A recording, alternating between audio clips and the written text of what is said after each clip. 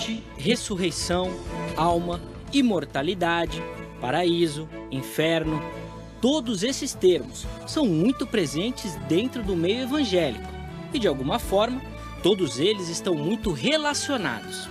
Porém, apesar dos grandes debates teológicos sobre o tema, ainda existe muita dúvida nessa questão. Por isso, hoje o nosso debate é sobre a imortalidade da alma. Ela é imortal? Sim ou não? Temos nesse assunto uma divisão muito grande dentro da teologia. E olha que quando eu digo muito grande, pode acreditar que é enorme, pois são dois olhares completamente diferentes sobre a mesma questão. Temos aquele grupo que responde nossa pergunta com um sim, afirmando que a alma é imortal. Já do outro lado, temos um grupo que responde a nossa pergunta com um não, afirmando que a alma não é imortal. Vamos colocar as duas posições em evidência, mas antes é importante fazermos uma definição sobre a alma. Primeiro, uma questão é muito clara: Deus é o criador da alma. A Bíblia relata que após formar o corpo de Adão, Deus soprou em sua narina o fôlego de vida, fazendo-o alma vivente, ou em algumas versões da Bíblia, ser vivente. Outro detalhe importante é: precisamos definir em qual momento o tema imortalidade da alma aparece. Isso acontece durante o estado intermediário, tempo entre a morte e a ressurreição. É aqui que aparece a pergunta: o que acontece com a alma depois da morte? Feitas essas ponderações, vamos aos fatos. Temos então dois grupos: os imortalistas, que acreditam que a alma é imortal, e os teólogos que defendem o aniquilacionismo, ou também o sono da alma. Esse segundo grupo acredita que após a morte, a alma dos ímpios será aniquilada. Com isso, não existiria um estado de consciência durante esse pós-morte. Pelo contrário, as almas que não fossem destruídas entrariam em um estado de sono, podemos dizer assim, até o retorno de Cristo. Por outro lado, temos aqueles que acreditam que, na verdade, logo após a morte, a alma já segue o seu caminho, seja ele para o céu ou para o inferno, já que a ideia é que a morte não é o fim, mas apenas o começo. Se depois de todas essas explicações você ainda parece meio perdido, não se desespere. O nosso debate de hoje está apenas começando. Ainda vamos aprender muito, por isso, fique ligado. Salve a todos com a paz de Cristo, que a mesma esteja nos nossos corações, não só hoje, mas para sempre, amém? Mais um vídeo para o canal Profecias Finais. Hoje vai ser sobre a imortalidade da alma, porque muitas pessoas entendem que quando a pessoa morre, sai uma alma de dentro da pessoa, e os que fizeram bem vão para o céu, e os que fizeram o mal vai para o inferno ou para um outro lugar. Então, nós vamos, pelo conhecimento bíblico, vamos apresentar essa mensagem para vocês. E aqui está nossa irmã Deusdurene Souza, que vai explicar esse assunto. Eu vou ler e ela vai explicar. Nós vamos iniciar com Lucas, no capítulo 23, e o verso 43, que diz assim: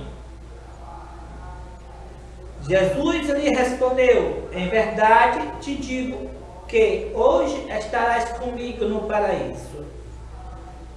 Irmã Deusdurene, aqui Jesus deu essa resposta para o ladrão da cruz, que estava na cruz. É uma prova que naquele mesmo dia o ladrão foi para o céu, no paraíso. Muito bem, em primeiro lugar, Pai, seja convosco. E como não leu no texto, né, Jesus falou: em verdade te digo, hoje estarás comigo no paraíso, né? Então a gente vê que nem Jesus mesmo foi naquele mesmo dia para o céu, né? Vou mandar pedir para o irmão ler lá em João, para a gente. João João, vou ler aqui em João capítulo 20 e o verso 17. Recomendou-lhe Jesus: não me detenhas, porque ainda não subi para meu Pai, mas vai ter com os meus irmãos e diz-lhes: subo para meu Pai e vosso Pai, para meu Deus e vosso Deus. Como a gente viu aí, né? Nem Jesus mesmo, naquele dia, tinha subido ainda para o Pai. Né? Quando Maria ali foi se aproximar de Jesus para abraçá-lo, Jesus disse: não me detenhas, porque ainda não subi para o meu Pai. Então nem o próprio Cristo tinha ainda subido para o céu naquele dia. Né? Jesus morreu sexta-feira, descansou no sábado e no primeiro dia da semana Jesus ressuscitou. E não tinha ainda subido para o Pai. Então como Dimas já estava no céu? Não tem como, né? Se nem o próprio Cristo tinha ido ainda para o céu, imagina Dimas. Então esse texto aí, na verdade, tem uma vírgula, né? E o texto diz assim: na verdade, em verdade te digo hoje que estarás comigo no paraíso, né? Então tem uma vírgulazinha, né? É porque esses compiladores de hoje, cada dia eles querem tentando colocar doutrinas errôneas nas pessoas, eles se querem aproximar, né, daquilo que eles pensam, né, a palavra de Deus. Mas na verdade a gente vê bem claro que nem Jesus foi para o céu naquele mesmo dia, se ele morreu e somente no primeiro dia da semana ele ressuscitou, como Dimas já poderia estar lá no céu, né? Então ele mesmo falou: eu não subi ainda para o meu Pai, né? Então o texto está explicado, né? Não tem nada a ver que Dimas foi para o céu naquele mesmo dia, né? Porque não o próprio Jesus foi. Também realmente está bem explicado. Jesus disse para Maria, não foi Maria? Foi. Não me detens, não subi ainda para o meu Pai. Né? Então está bem explicado. Então nós vamos continuar, vamos ler aqui em Apocalipse, capítulo 6, e o verso 9.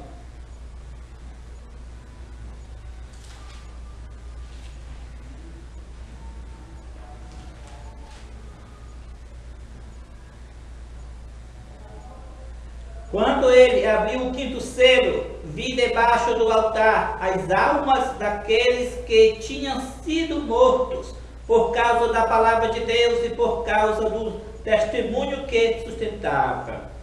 Clamaram em grande voz, dizendo: até quando, ó soberano Senhor, santo e verdadeiro, não julgas, nem vingas o nosso sangue dos que habitam sobre a terra?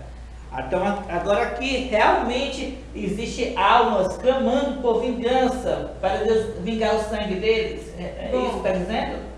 Bom, esse texto aí, as pessoas que creem na imortalidade da alma, é um texto muito chave, né? Eles acham que as pessoas morreram, os que foram mortos, e estão lá clamando a Deus debaixo do altar, né? Mas a palavra de Deus ela é muito simples e muito fácil de compreender. A gente vê lá em Gênesis, quando Caim matou Abel, o Senhor Deus disse: Caim, o sangue do teu irmão clama a mim, né? Então o sangue de Abel estava clamando a Deus, né, por justiça.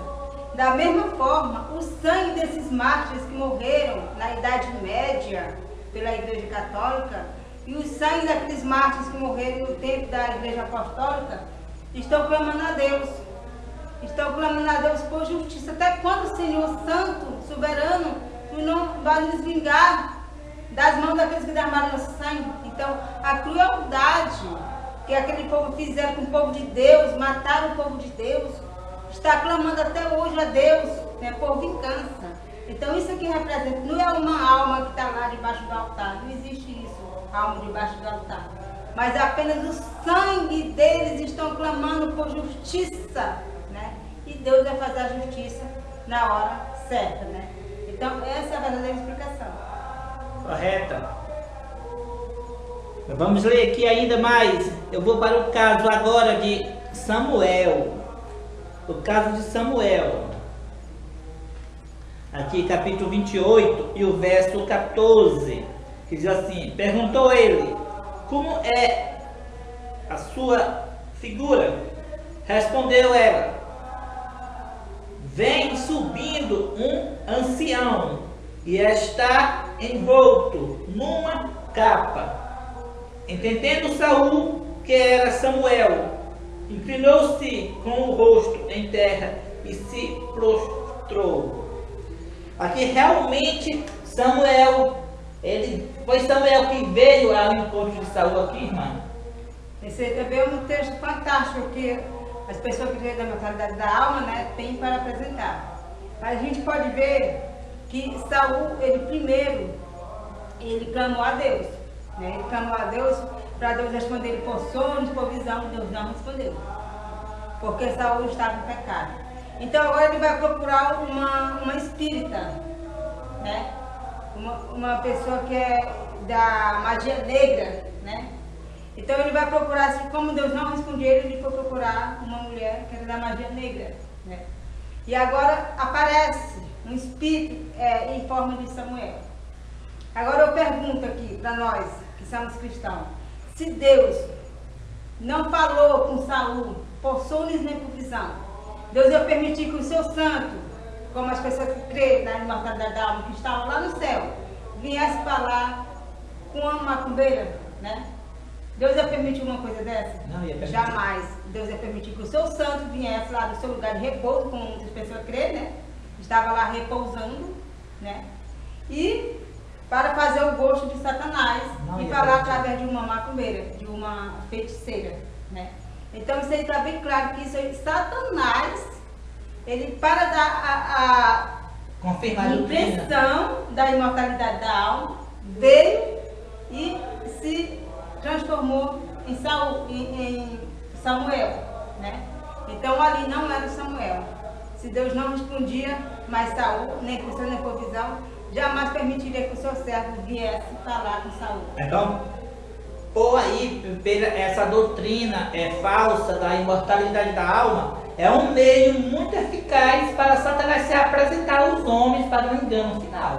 Muito bem, as pessoas que creem na imortalidade da alma, ela está num grande perigo de, quando Satanás aparecer, né, na época da decreto dominical, vai acontecer isso. Satanás vai vir nas pessoas que morreram, né, como se fossem as pessoas que morreram, os parentes daquelas pessoas, e vão se aparecer dizendo que Deus mudou o sábado para o domingo. Então as pessoas que creem nessa doutrina da imortalidade da alma, vai ficar muito fácil ser enganada. Será enganado falsamente. Porque vão acreditar que realmente foi seus parentes. Então não existe isso, né? A pessoa quando morre, como diz a palavra de Deus, acaba tudo. Acaba todos os pensamentos, todas as coisas, não tem mais nada. Morreu, voltou para a terra, como assim era antes, né? Torna-se pó. Então, exatamente, esta é a verdade bíblica. E ainda, irmã, eu quero ler aqui em 2 Pedro, capítulo 2, e o verso 9, e o verso 12. Diz assim, 2 Pedro, capítulo 2, o verso 9.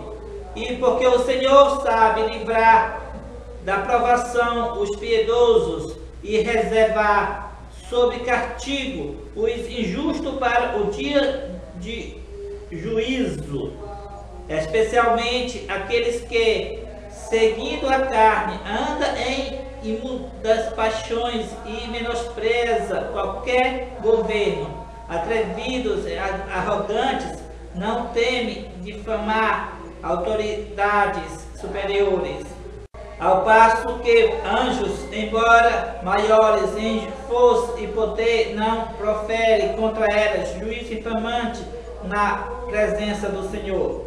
Esses, todavia, como brutos, irracionais, naturalmente feitos para presa e destruição, falando mal daquilo em que são ignorantes, na sua destruição também hão de ser destruídos.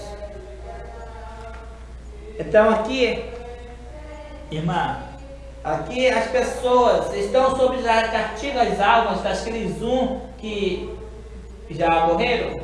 Aí está falando, né, que Deus conserva sobre castigo para o dia do juízo, né? Aquelas pessoas já estão conservadas. Aí mesmo o texto fala, né, aquelas que foram feitas para a destruição, eles vão ser destruídos, né?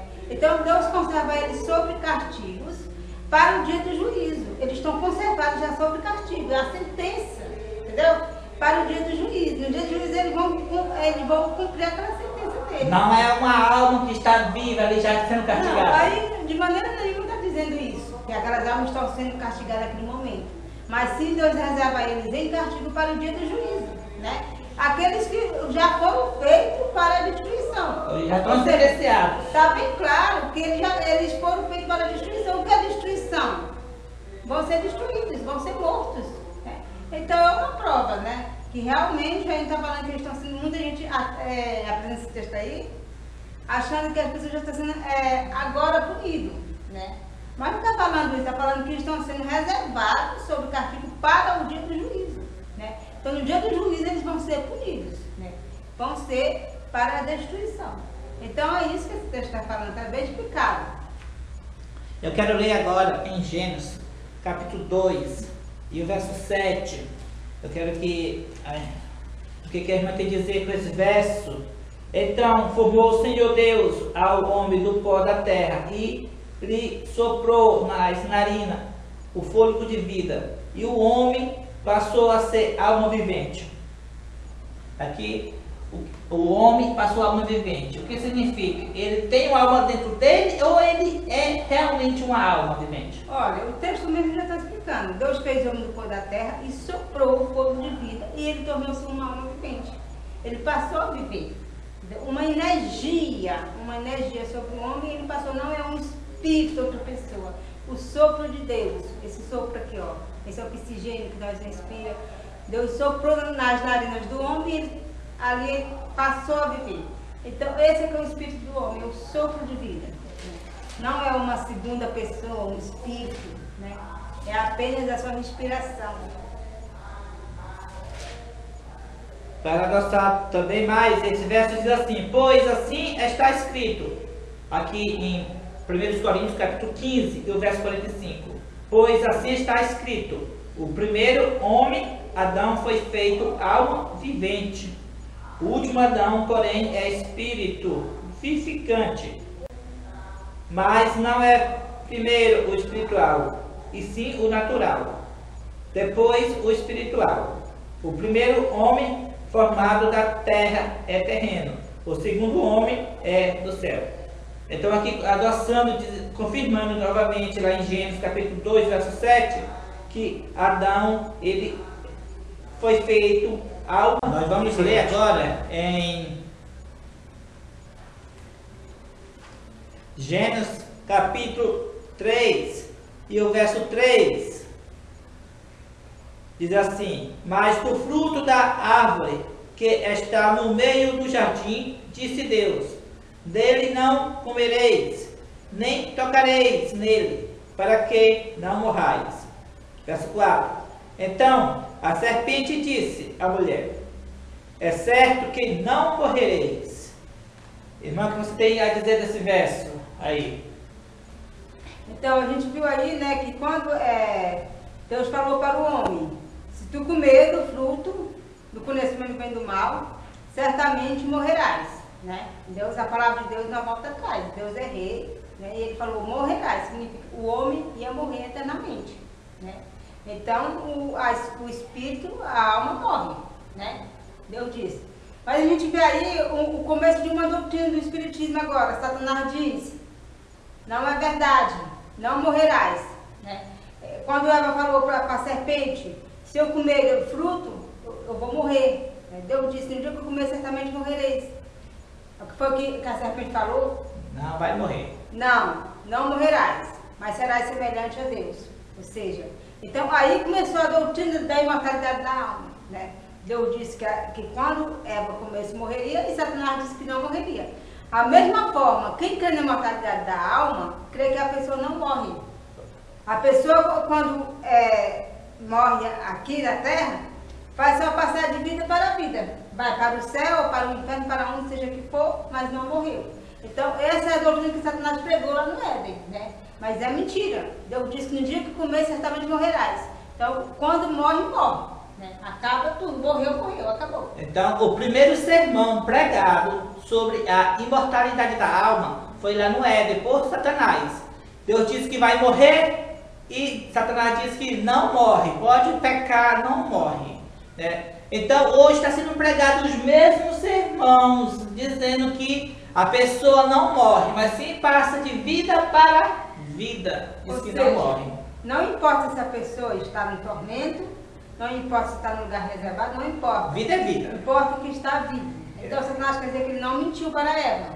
Ele disse que se Eva comesse, não morria. Não importa onde ela está em sofrimento ou não, nós não ia morrer. Então isso é uma mentira de Satanás. Se Deus disse que morre, morre, pronto. Nós devemos acreditar em quem? Em Deus ou no diabo? Em Deus. Claro que é em Deus. Então se Deus disse, no dia que comer certamente morrereis, então morre, pronto. Fim de papo. Não tem mais o que a gente argumentar. Eu vou ler aqui também em Eclesiastes capítulo 9, verso 5 e o verso 6. Vamos ver o que a palavra de Deus nos ensina. Diz assim: porque os vivos sabem que hão de morrer, mas os mortos não sabem coisa nenhuma, nem tampouco terão eles recompensa, porque a sua memória jaz no esquecimento. Amor, ódio e inveja para eles já pereceram para sempre. Não tem eles parte em coisa alguma do que se faz debaixo do sol. É aquilo que você diz sobre esse verso, irmã. Será quando a pessoa morre, ele tem algum pensamento, alguma memória, a alma dele tem alguma memória ali, que diz que é, segundo os que crê no Espiritismo, tem uma alma. Será que tem memória ainda, segundo o verso aqui da Bíblia? Olha, se nós cremos na palavra de Deus, que é a Bíblia, né? Aí conforme você leu, né? As pessoas que creem na metade da alma, creem quando a pessoa morre, ou vai para o céu ou para o inferno, então lá tem pensamentos.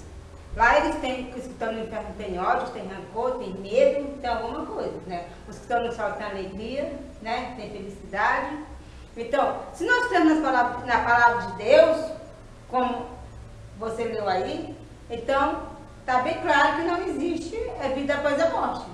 Porque a palavra de Deus nos falou que quando o homem morre, perece todos os pensamentos. Não tem mais alegria, não tem mais choro, não tem mais tristeza, não tem mais nada. Porque todos os pensamentos escureceram. Né? Então a gente tem que decidir, crer ou não crer na palavra de Deus.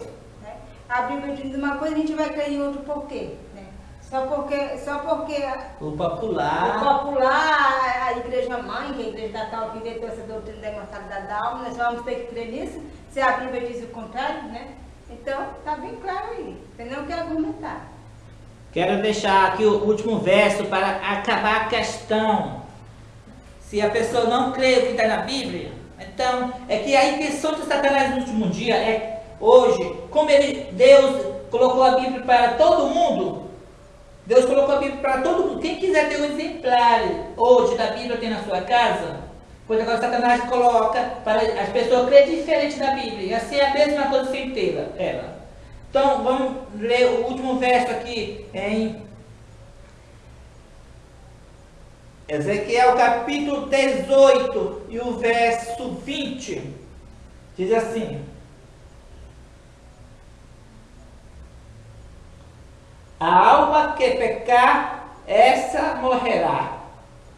O filho não levará a iniquidade do pai, nem o pai a iniquidade do filho.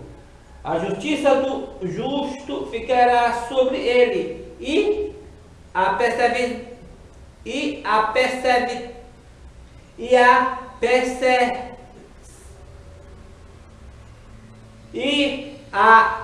perversidade do perverso cairá sobre este. Então aqui ficou bem claro, não, irmã? Sobre a alma que pecar, essa... Não tem o que a gente comentar, né? A alma que pecar, essa morrerá. Entendeu? Então, dizer o que mais depois de todos esses textos? Então, gente, é o seguinte, vocês ficam muito atentos, porque essa doutrina da imortalidade da alma é uma doutrina satânica. Às vezes a pessoa pode até pensar que não tem problema se existe alma, se não existe gente, mas isso é sério. Olha, nós sabemos que aí vai vir um decreto dominical, né? Que é a marca da besta. Nessa época que chegou o decreto dominical, Satanás ele vai personificar os seus parentes que morreram, né? E as pessoas que creem nessa doutrina de imortalidade da alma vai acreditar que Deus mudou o sábado para o domingo, porque Satanás vai vir na forma de nossos parentes que morreram, dizendo que Deus mudou o sábado para o domingo, né? Que o dia certo agora para repousar é o domingo, né? Então as pessoas que creem nessa doutrina vai acreditar, porque pensar, meu parente veio do céu me dar essa mensagem. Então não existe isso, seu parente morreu, ele está descansando para o dia da ressurreição. Até porque se existisse uma vida após a morte, para que Deus ia ressuscitar as pessoas, né? Se Deus vai ressuscitar tanto o justo como o ímpio. O justo vai levar para o céu e o ímpio vai para o fogo. Então, se existisse uma vida após a morte, não tinha necessidade de uma ressurreição, né? A gente vê também o texto lá de Lázaro, né? Lázaro morreu, né? Ele já estava com 4 dias de morto. Lázaro, ele era um fiel seguidor de Jesus. Ele era um servo de Deus. Para quem crê na imortalidade da alma, Lázaro estava no céu, não é verdade? Né? E Jesus ressuscitou ele. Agora pensem vocês comigo aqui. Se Lázaro estava no céu, Jesus ressuscitou ele aqui para a terra. Que vantagem Jesus fez? Eu mesmo não queria, se eu estivesse no céu, voltar para essa terra. Eu não queria de maneira nenhuma. Já ter passado por todo esse sofrimento aqui da terra, já estou lá no céu gozando as bem-aventuranças, agora eu vou chamar ele novamente para a terra? Então Jesus não teria fazendo nada de bom para Lázaro, se Lázaro estivesse no céu. Mas como Lázaro estava morto, ele tinha se acabado, tinha perecido de todos os pensamentos, então Jesus chamou para a vida, né, para ele continuar o seu ciclo de vida aqui na terra, para confortar suas irmãs, né? Então, por isso foi vantagem, porque ele estava morto. Então vocês pensem, né, como isso aí não tem lógica, né? Não tem lógica esse negócio de mortalidade da alma, né? Até porque se tivesse uma vida após a morte, como eu já falei, para que ressurreição? Se quem morresse, um já estava no céu, outro já estava no fogo, né? Outro estava no lugar reservado, mas para que ressuscitar? Né? Se já estavam lá as almas das pessoas. Então, gente, cai na real. Isso é doutrina do paganismo, isso é doutrina da Igreja Católica. O que adiantaram essas igrejas protestantes sair do catolicismo, mas sair com toda a doutrina dela? O que adiantou? Fizeram alguma coisa? Saíram com imortalidade da alma, com o espiritismo, né? Saíram com o domingo, né? E outras mais doutrinas que tem na Igreja Católica. Então, gente, sai dela, povo meu. Isso é doutrina católica, entendeu? Sai dela, entendeu?